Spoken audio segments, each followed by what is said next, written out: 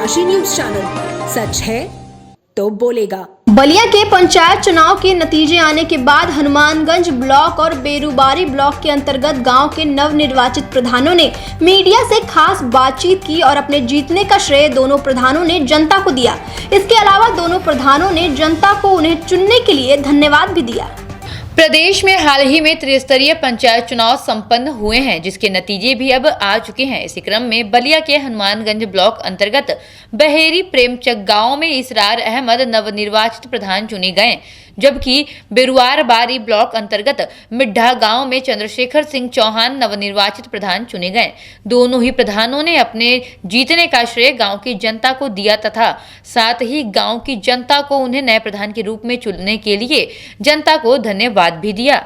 पंचायत चुनाव जीतने के बाद चंद्रशेखर सिंह चौहान ने मीडिया से खास बातचीत में कहा कि जिस तरह से जनता ने उन पर विश्वास किया है, उस विश्वास को वो कभी टूटने नहीं देंगे और शपथ ग्रहण करते ही गांव के विकास के लिए काम करना शुरू कर देंगे।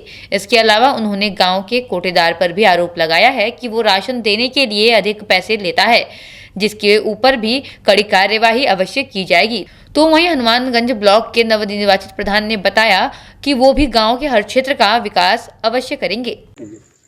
मेरा नाम पड़ता है चंद्रशेखर सिंह चौहान। मैं ग्राम प्रधान मीठा हूँ, नवनिर्वाचित। ऐसा है जो निलंबित हुए हैं, इन पर मैं यही कहूँगा कि आज से नहीं, ये जब से प्रधान हुए हमारे निवर्तमान प्रधान, तब से आज तक बिगड़ी हुई है। अब हो सकता है कि हमारे प्रधान हो जाने के बाद ये व्यवस्था सुदृढ़ हो जाए। मतलब करा दूंगा, इसको शर्तें मैं कह रहा हूँ।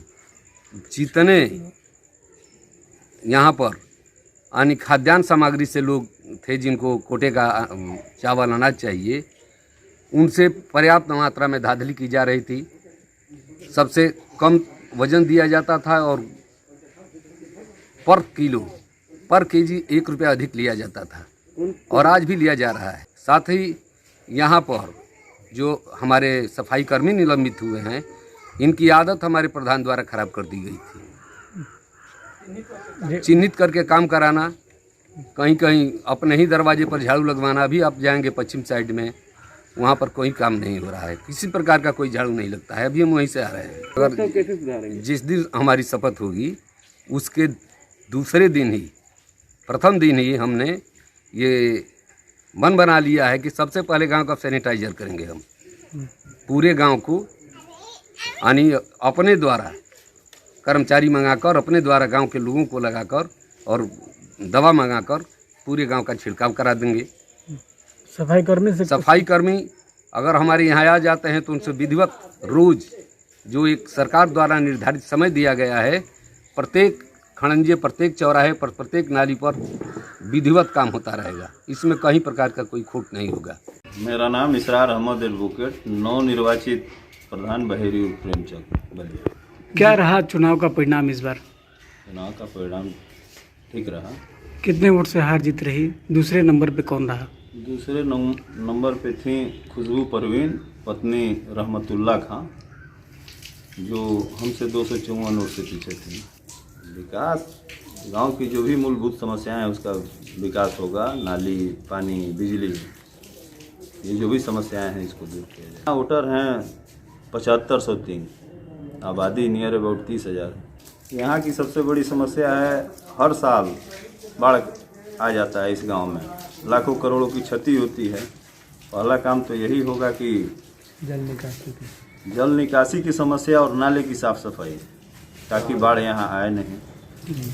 ये काफ़ी निचला हिस्सा देखा जाता है और जब बाढ़ आता है तो लोग यहाँ अस्त व्यस्त हो जाते हैं, नाव से आना जाना पड़ता है और लाखों करोड़ों की क्षति होती है। किस तरीके का समीकरण बना है आपकी इस बार, या इस बार नहीं तो अगली बार तक लोगों को, यहाँ की जनता को उस बाढ़ के पानी आने से बचा सके? राहत मिलेगा। अगली बार की बात छोड़ दीजिए, इसी बार राहत मिल जाएगा। क्या समीकरण बना है, क्या रास्ता निकाले हैं? समीकरण ठीक है, जिस तरफ से बाढ़ का पानी आता है उसको रोका जाएगा, बंदा बंधवाया जाएगा। दिल में सेवा की भावना होनी चाहिए, विकास कार्य तो होगा ही जी। अपने स्तर से भी कराया जाएगा और जो बजट आएगा उस हिसाब से भी होगा। जरूरत पड़े विकास के लिए तो चंदा भी मांगने, वो भी किया जाएगा। सरकार कि जो भी जन कल्याणकारी योजनाएं हैं सभी लोगों तक पहुंचाया गया है इससे पहले, इसीलिए जनता ने हमें चुना है। जैसे विधवा पेंशन, वृद्धा पेंशन, शादी अनुदान, जो भी ये अनुदान है सरकारी, ये लोगों तक पहुंचाया गया है। नहीं थे तब भी, इस वजह से जनता ने बाढ़ जब लॉकडाउन हुआ था उस समय लोगों में राहत सामग्री पहुंचाई गई है। ये तो है ही शिक्षा और विकास, लेकिन जनता की डिमांड मत पूछिए। जहाँ जाइए हर किसी को चाहिए लाल कार्ड, आवास, ये सब डिमांड थी जनता की। तो जहाँ तक संभव होगा उसको पूरा किया जाए। आज तो ईद का पावन पर्व है। पहले मैं अपने समस्त ग्रामवासियों को ईद की बधाई मुबारकबाद देता हूँ और आपके माध्यम से आप लोगों को भी धन्यवाद देता हूँ।